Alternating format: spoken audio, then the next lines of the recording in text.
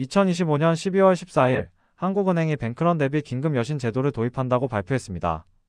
문제는 발표 내용 자체가 아닙니다. 핵심은 시점입니다. 불과 며칠 전 한국은행이 RP 매입과 국채 단순 매입으로 막대한 유동성을 시중에 이미 공급한 사실이 함께 드러났습니다. 제도 도입과 대규모 유동성 공급이 거의 동시에 진행된다는 점은 통상적인 순서와 다릅니다. 왜 은행 구조를 보호하기 위한 구제성 여신 제도를 만들면서도 동시에 이미 대규모 유동성을 풀어야 했는지 의문이 남습니다. 이 질문이 본 조사의 출발점입니다. 국민연금과 한국은행 간 외환 스와프는 2022년 9월 시작 시점에 100억 달러로 출발했습니다. 그 후 2024년 12월에는 규모가 650억 달러로 불어났고 결과적으로 시작 때보다 6.5배 확대된 상태입니다. 이 스와프는 2026년 말까지 재연장된 상태입니다. 숫자만 보아도 확대 속도와 지속성이 두드러집니다. 본래 일시적 긴급 처방으로 설계된 장치가 상시적 수단으로 바뀌었다는 신호입니다. 제도의 상시화는 설계 의도와 운영 현실 사이의 괴리를 드러냅니다. 이 변화는 단순한 규모 확대를 넘어서 정책 수단의 성격 자체가 바뀌었음을 시사합니다. 왜 긴급 처방이 이렇게 상시 제도로 전환되었는지가 다음 질문입니다. 예를 들어보겠습니다. 환율이 1,500원을 돌파하고 1,600원, 1,700원까지 간다면 어떤 일이 순차적으로 벌어질까요? 먼저 환율 상승은 외화 표시 부채의 원화 부담을 키워 한국 부동산 금융과 PF, 프로젝트 파이낸싱에 부담을 줍니다. 다음으로 국민연금의 외환 포지션과 전략적 환해지 운용에 영향을 미쳐 연기금 차원의 대응 가능성이 커집니다. 이어서 주식시장에는 평가손과 외국인 자금 이탈 영향이 차례로 전달될 수 있습니다. 마지막으로 서민생활에는 수입물가 상승과 실질소득 압박이 순차적으로 닥칩니다. 되돌아보면 최근 변화의 원인은 한국은행의 RP 매입과 국채 단순 매입을 통한 대규모 유동성 공급과 국민연금과 한국은행 간 외환 스와프의 확대입니다. 한국은행의 돈풀기와 PF 좀비 외환 스와프와 전략적 환해지를 연결해 국가 IMF 징조의 구조를 풀어보겠습니다. 여기서 중요한 건 두 가지입니다. 첫째, 제도적 연계가 어떻게 시스템 리스크로 전이되는지를 보여드리겠습니다.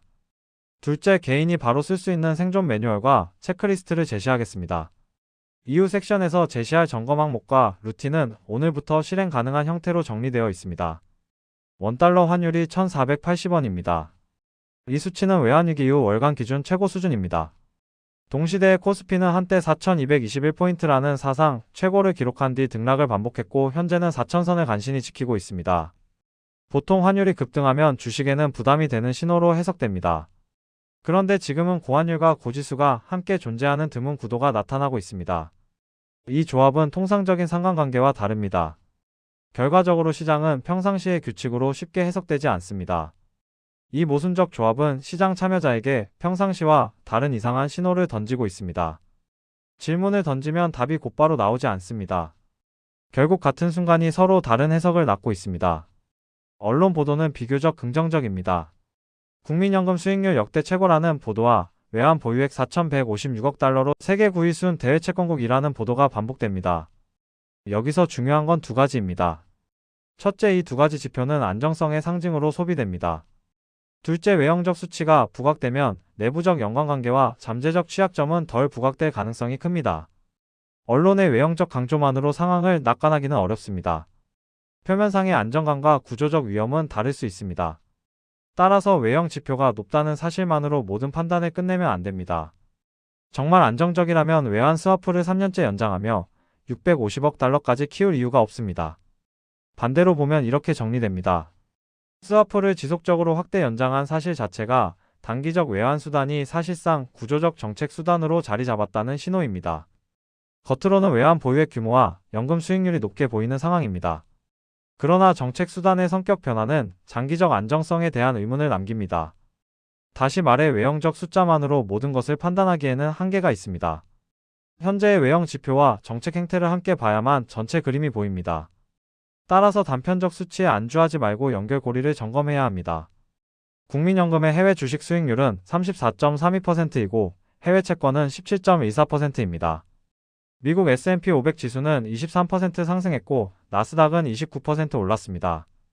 같은 기간 원화는 14.01% 약세를 보였습니다.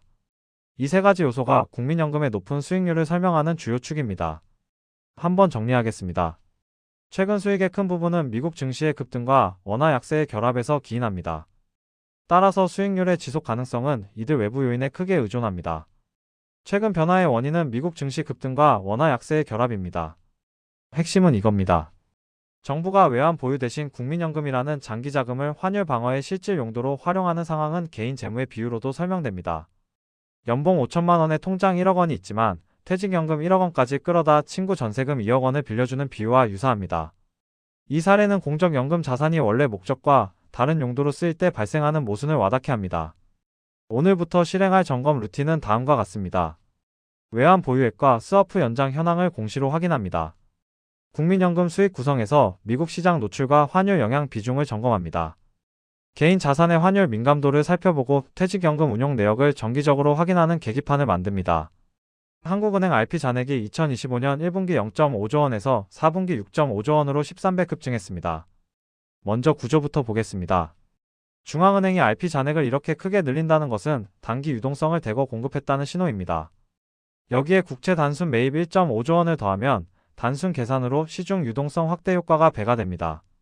통화 승수 14배를 적용했을 때 시중에 풀린 규모는 80조에서 112조 원에 이릅니다. 요컨대 단기와 중기 매입이 결합되며 시장 유동성이 급격히 확대된 상태입니다. 이런 규모의 변화가 금융시장과 물가에 미치는 파급을 주의해야 합니다. 최근 변화의 원인은 한국은행의 RP 증가와 국채 단순 매입을 통한 대규모 유동성 공급입니다. 돈을 풀면 금리는 내려가고 부동산 주식이 오르는 것이 보통입니다. 그러나 실제로는 부동산과 주가는 올랐지만 금리까지 오르고 있습니다. 이 역설적 흐름은 통상적 반응과 다른 신호입니다. 시장이 한국은행을 신뢰하지 않는다는 신호로 읽힙니다. 즉 유동성 공급이 이루어지는 상황에서조차 금리가 상승하는 현상은 신뢰와 위험 프리미엄의 재평가가 함께 일어나고 있음을 뜻합니다. 이런 맥락에서 단순한 유동성 확대가 곧 시장 안정을 의미하지는 않는다는 점을 유념해야 합니다. 최근 변화의 원인은 한국은행의 RP 증가와 국채 단순 매입을 통한 대규모 유동성 공급입니다. 2025년 11월 외국인이 한국 채권을 20조 4억 원이나 순매수했습니다. 반대로 보면 이렇게 정리됩니다. 표면적으로는 높은 금리 수익을 노리는 행위로 볼 수 있습니다. 그러나 역설적으로는 한국은행의 과도한 유동성 공급 뒤에 숨은 구조적 문제를 의심하고 있다는 신호로 읽힙니다. 외국인 자금 유입이 단순한 수익 추구로만 해석되기 어렵다는 점이 포인트입니다. 해외 수급 움직임은 결국 국내 금융 환경의 불확실성과 위험 평가를 반영합니다. 이 점을 놓치면 외국인 매수라는 숫자만으로 안도하기 어려운 상황입니다. 최근 변화의 원인은 한국은행의 RP 증가와 국채 단순 매입을 통한 대규모 유동성 공급입니다. 원달러 환율 1,500원, 1,550원, 1,600원을 1차 경고, 2차 경고 위험 구간으로 나눌 수 있습니다. 예를 들어보겠습니다. 1,500원대에서는 수입품 가격이 폭등하기 시작해 생활물가에 직접적인 부담을 줍니다. 1,550원대에 이르면 해외여행, 유학 같은 선택을 재검토하는 상황이 생깁니다. 1,600원 수준은 가계 현금 흐름에 실질적인 압박을 가해 고정비를 줄이는 결정을 불러올 수 있는 위험 구간입니다. 이런 환율 구간은 단순 수치가 아니라 실제 소비와 선택에 영향을 미치는 계기입니다. 10년물 국채금리의 특정 구간을 보면 3.5% 돌파가 외국인 이탈과 환율 급등의 시작 신호로 작동합니다. 그래서 결론은 이렇습니다. 3.7%를 넘어서면 비상 모드로 볼 수 있습니다.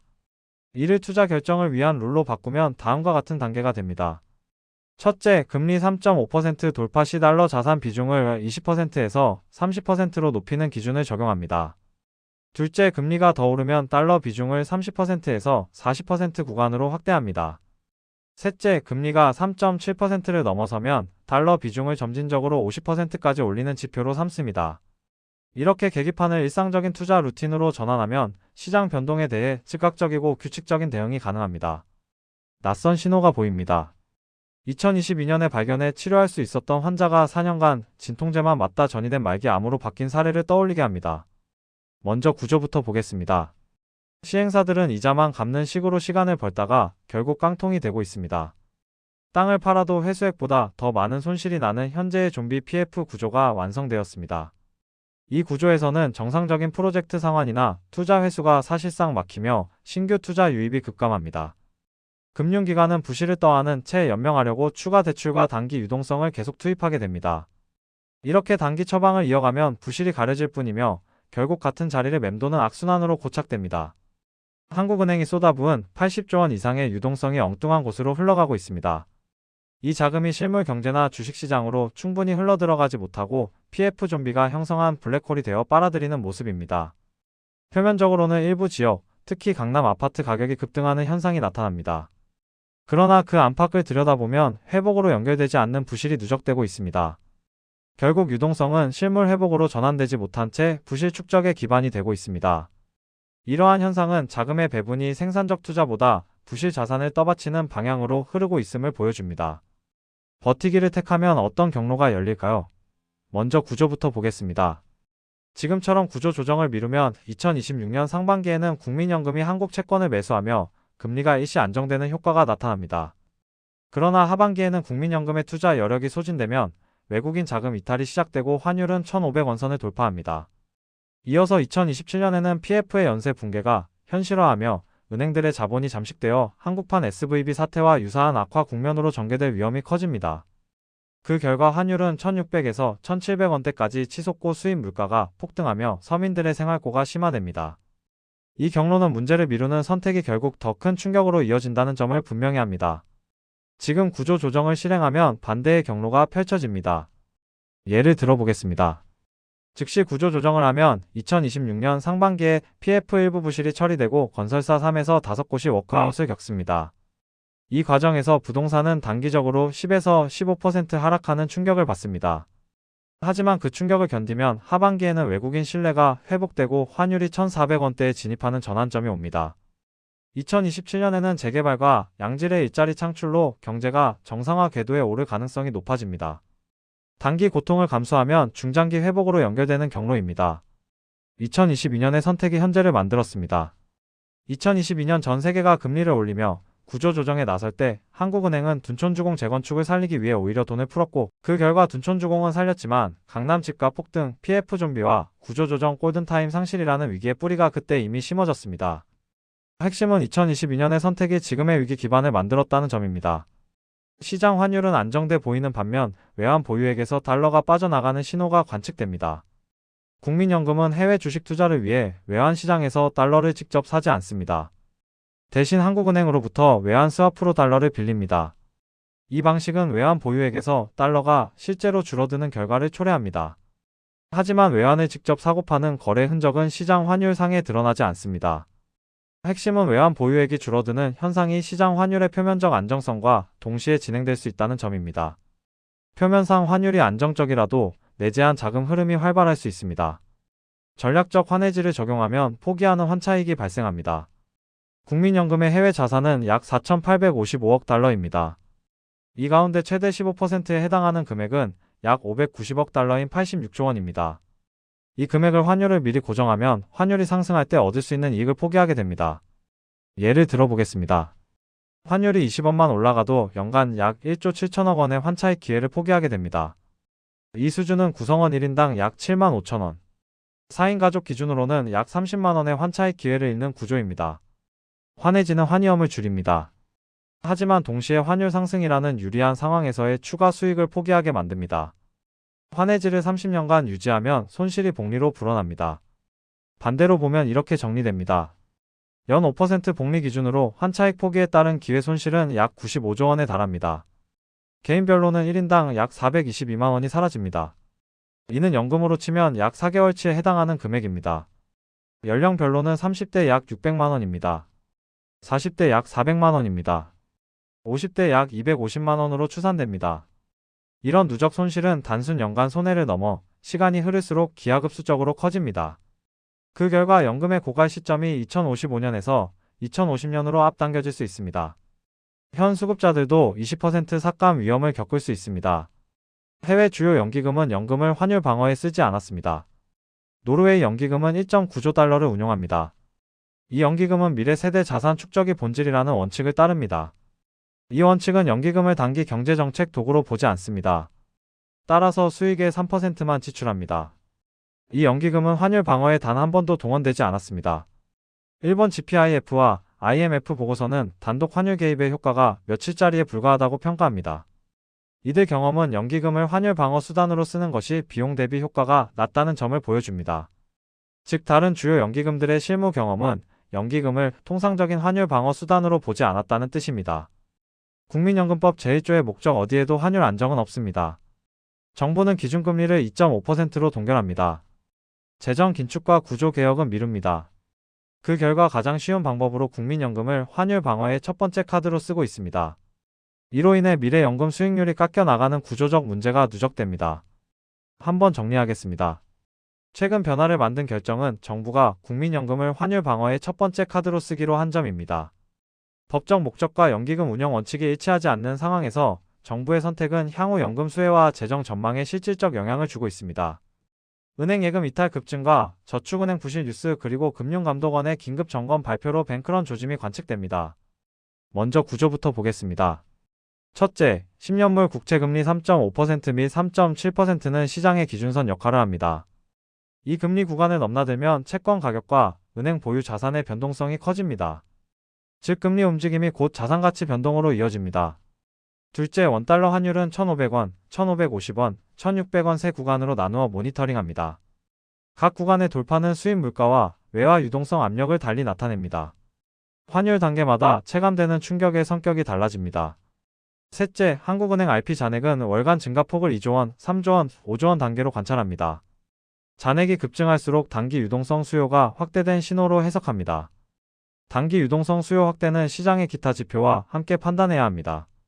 넷째, 국민연금의 국내 채권 비중 25% 근접 또는 돌파는 연기금의 방어 여력 변화를 의미합니다. 비중이 높아지면 채권 매수 여력이 축소될 수 있습니다. 연기금의 포지션 변화는 시장의 매물 공급을 바꿉니다.